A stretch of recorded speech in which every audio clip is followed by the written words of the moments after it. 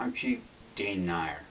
I made this video so the general public can better understand police procedures and training surrounding the use of deadly force. And just how crazy they really are. I'd like to begin by echoing many of my fellow police officers when I say the general public just does not understand just how dangerous policing really is. The 15th most dangerous job in America, right behind construction workers and landscapers. And if landscapers was allowed to shoot unfriendly dogs with complete impunity like us police, why, we would be the 14th most dangerous job in America, right behind construction workers. That's why we police officers have to continue to make officer safety our first priority. Innocent lives and the Constitution come secondary. Policing has come a long way since its inception in the mid-1850s. Back when they was a slave patrol. In the earliest days of policing, local police forces had virtually no support from the state or federal government. They was completely beholden to their community. Why, who would want that? After more than 150 years since the inception of modern policing, we've advanced to the point where your officers now require months of formal training before they can even be considered for a position. 6 months. 6 whole months. And I got 9 hours of training on conflict mediation with 168 hours on how to use deadly force. What do you think they were telling us? Today's police officer is equipped to handle almost any event. In addition to having handguns, we have military-grade rifles and armored personnel carriers. And in the event of a citizen revolt against law enforcement, as we've seen recently, we have the full support of the state and federal government. No matter how egregious the behavior, the government's got your back with guns and excuses, completely eliminating police accountability to the community they serve. Today's police officers face a myriad of complex political and social pressures that are completely out of their control. For example, the Baltimore police had no idea that Freddie Gray suffered from irreversible brain damage due to lead poisoning from the public housing he was brought up in as a child. They just knew Freddie was different, and even though he didn't break any laws that day, they thought he should go to jail. Multiple juries and multiple trials have found that the officers who made contact and jailed Freddie Gray were not guilty of a single crime. All the officers testified that they was distracted by the crowd of people that was gathering around protesting the way they was illegally arresting Freddie. It makes sense to me. They was distracted, and that's how his neck got broke. Those juries understood what I'm trying to tell you here today. Those officers were simply doing what they were trained to do. Why, do you have any idea how hard policing would be if we had to actually follow the Constitution? That would be a lot of work. That's too much work. We can't do that.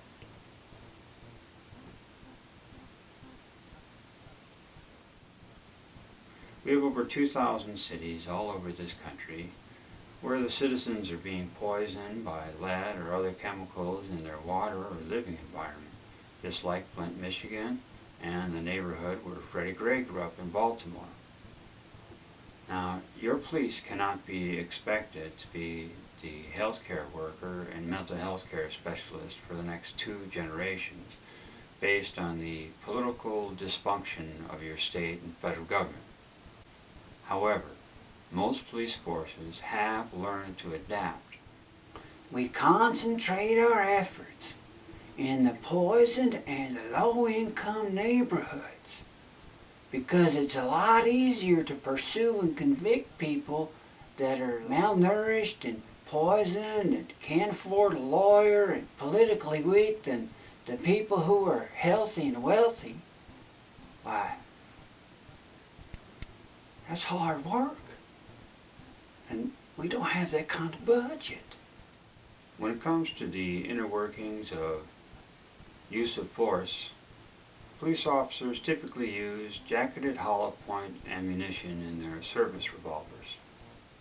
It opens like a fan and spins through the body, destroying tissues and organs. That's why it would be a war crime if you used it on the battlefield. So be careful. We police chiefs consider this ammunition safer than your standard steel or lead ammunition or even rubber bullets because it quickly slows the suspect and is less likely to travel through the suspect and strike another officer or civilian. And the suspects tend to bleed out and die in about 15 minutes because everyone knows a dead suspect is the safest suspect to take into custody.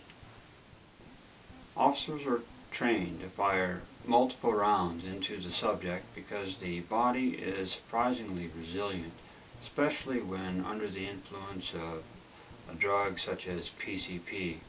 PCP! Everyone's on PCP! PCP! Hey. Hey. 1/3 of 1% of America is actually addicted to PCP.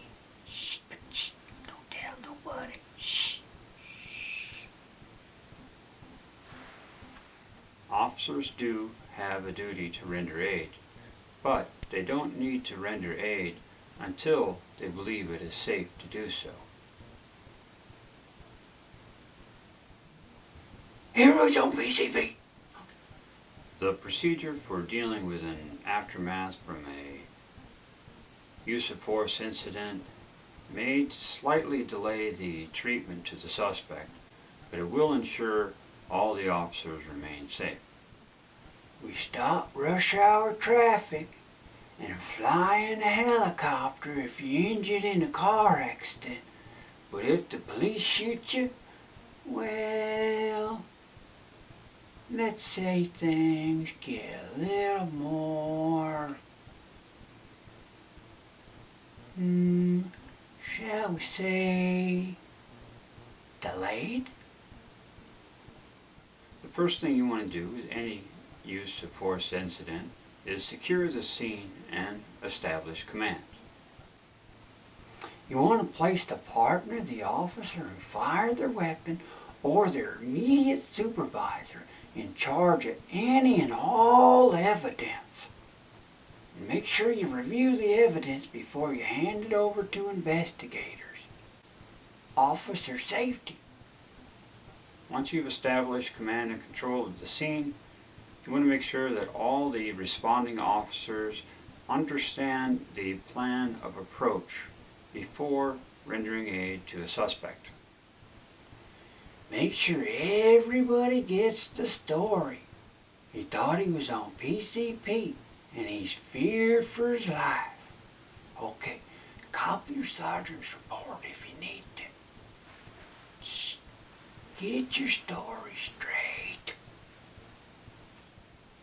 Once the officers understand what the plan of approaching and rendering aid is, then the commanding officer will tell you if it is safe to move forward. PCP! Everyone's on PCP! Oh, I think he's got a grenade up his butt. If he farts, we're all gonna die.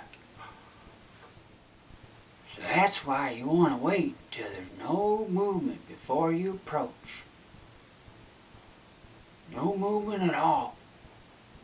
Absolutely no signs of life before you move up and render aid. Only then is it safe. Officer safety. After the scene and the suspect are fully secured, it's important to have investigators start interviewing witnesses as soon as possible. Except the officer that fired their weapon, because they have perceptual distortion, and that perceptual distortion cloud an officer's understanding of events, and it happens right before, during, and after they fire their weapon. You have to be an officer in uniform to get perceptual distortion. Nobody else gets perceptual distortion. Just officers in uniform who fire their weapon. To ensure officer safety from unwarranted civil or criminal allegations, all officers should invoke their constitutional and contractual rights, including paid vacation, sometimes for years, and free lawyers for everything, and 48 hours before you got to talk to investigators. Some officers are afraid of being sued or fired for doing their job. We'll straight up hold your city hostage and refuse to work. Chicago lost 700 people trying to hold police accountable. Now you don't want your city to go through that kind of heartache now, do you? So now that you've had a chance to understand policing and police procedures surrounding the use of deadly force, I should hope that you understand that we police are justified in almost every occasion in doing what we do. Remember, the #1 rule is officer safety. The Constitution and innocent lives come second. In conclusion, we police chiefs would like to thank the district attorneys and juries all over America that continue to support your police. No matter how vicious or sadistic we may be, I just want to thank you, America, for always letting us off the hook. I invite you to verify all the information shared with you today and to contact your local police chief or police chief association if you have any more questions. Now, if you have any questions for me, Chief Dean Nier, why, you can get a hold of me at my email address at crazyazcomedian, all one word, @gmail.com. Or you can follow me on my Twitter handle. That's the same thing, at crazyazcomedian, crazyazcomedian, all one word. Bye-bye.